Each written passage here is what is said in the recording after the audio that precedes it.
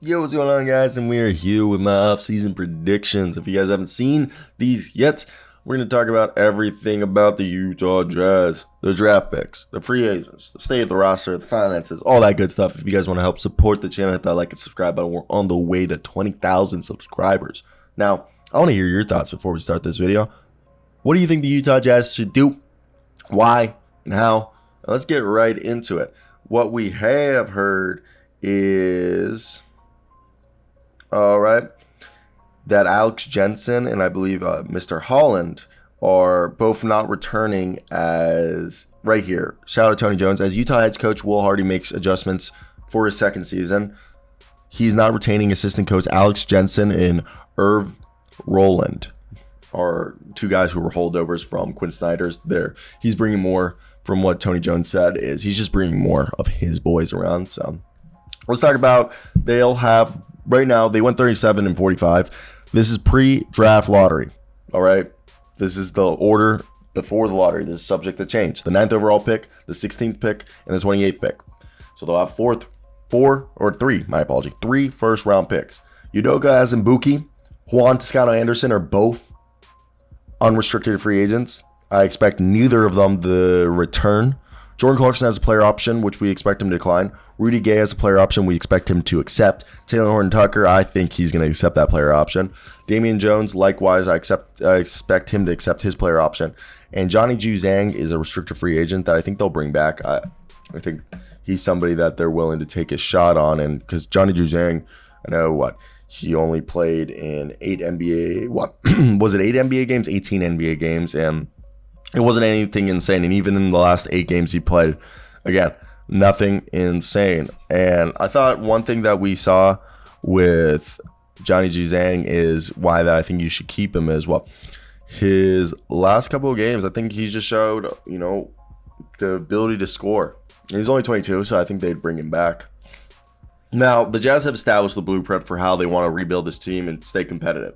Utah went from a luxury team with limited draft assets and a first-round playoff ceiling to a franchise that now has draft equity, financial and roster flexibility, a fountain of youth players, and a team that could have easily had a first-round playoff ceiling.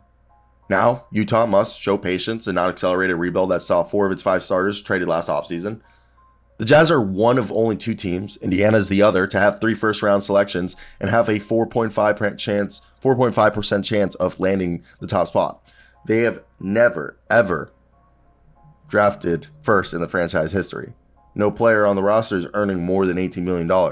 Their 2 franchise cornerstones, foundational players, Lauri Markkanen and Walker Kessler, earn a combined $20 million next season.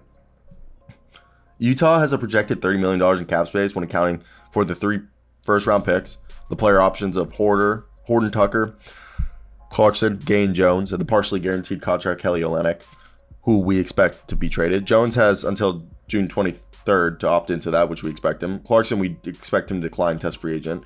Horton-Tucker, I expect him to accept it. Rudy Gay, I expect him to accept it, and they all have that until June 28th. And Olynyk's contract's guaranteed for only $3 million, but if they don't trade or waive him, it becomes guaranteed for $12.2 on June 28th. And this sounds a bit minor, but it would be a nice gesture to fully guaranteed Markkanen's contract in 24-25, as the contract's only guaranteed for $6 million and doesn't fully become guaranteed for 18 after the draft in 24. But the next thing is continue to build their draft assets by utilizing cap space. And finally, the Jazz should find common ground on a new contract for Clarkson. The guy won 6th Man of the Year a few seasons ago, but he started all 61 games this year, averaged a career high 20.8 points, field goal attempts 16.9, and assists 4.4. And in a perfect world, they would extend Clarkson, but they also, Utah and Markkanen could agree to an extension for an additional 3 seasons on August 6th, the first day he's eligible. Markkanen had 16 30-point games this season and has outplayed the 4-year, $67.5 million contract he signed in 21 with the Cavaliers. And because of the extension rules under the new CBA, he can only get a 140% increase off his 24-25 salary. A 3-year, $82 million extension is likely a non-starter for Markkanen. And then you also have Clarkson, who could get extended. Gay, if the player options exercise. Olynyk and Horton-Tucker, if the player options are exercised as well, can get extensions. Now, this depends on if they want to bring back Chris Dunn, because I think Chris Dunn and Horton Tucker should be brought back as their point guards, and then maybe go out and try to sign like Trey Jones or draft somebody like Kassan Wallace or an Anthony Black. But Horton Tucker started every game after the All-Star break, averaging 15 points, 5 rebounds, 6 assists, and he ranked top 10 in possessions per game when he brought the ball up per second spectrum. And Horton Tucker's eligible for a 4-year, $60.9 million extension before June 30th, which I would sign him. And Chris Dunn looked like a dog. Now, before we get into the bevy of assets they have, keep an eye on Philadelphia's first this year that was acquired part as the Royce O'Neal trade. Because they only have one future second-round pick available, the Jazz could look to move their late first for multiple seconds in the future. As for draft assets, the Jazz are loaded. Besides the 3 firsts in June, Utah has 3 first-round picks, including 8 that were acquired in various trades. They do own a first-round pick to Oklahoma City. It is top 10 protected in 24 and 25, and top 8 protected in 26, and it becomes a 2028 second-round pick if it doesn't convey by them. And below is a breakdown I'm reading right here is of the first rounds. They have 3 first-round picks from Minnesota, 23, 25, 27. 3 first rounds from Cleveland, 25, 27, 29. Those are unprotected. Now, a top 4 protected from LA in 27, top 5 protected from Minnesota in 29, and then draft swap rights with Minnesota or Cleveland in 26 and in Cleveland in 28. So they are just freaking loaded. Like, it's not even funny. Good job, Utah. Now, I'm fighting like a sinus infection or something. But if we go into free agency, who are the free agents you would want them to even go after? I think it becomes hard. I mean, if they want a true point guard, I mean, Fred VanVleet, but that's such an older guy. I would still go for like these young guys who are just ending their rookie contract. And I know those are hard always to find, but like a Gary Trent would be cool. I think he's definitely someone to look at. I mean, Naz Reid would be cool. I think that like Trey Jones, an underrated point guard who, like Tyus Jones, his brother, doesn't take too many risks with the basketball. Takes care of it, doesn't turn it over. Can provide some scoring off the dribble. Not much of a three-point shooter though. But that's the thought process is like right there. Or even like an Ayo DeSumo, a promising young point guard with two-way potential. Kobe White. I mean, I know they still have Colin Sexton. So there's like guys out there that you could go out and get in free agency that I think could maybe make a little bit of a difference. That like young guys who are like literally ending their rookie deals. I mean, they could even bring in Lonnie Walker if they wanted to. Jalen Noel would be a cool one. I think would be really, really fascinating. Theo Maledon from Charlotte's another one.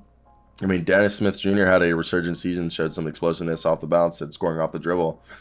So there's all that. I think there's definitely an interest with players. And yeah, let me hear your thoughts down below. I think that's going to be the video. We could sit here and talk about free agents that they could. I would love to see them get Hamidou Diallo, a very athletic guard who can give a team some shooting and defense. Scoring more than shooting.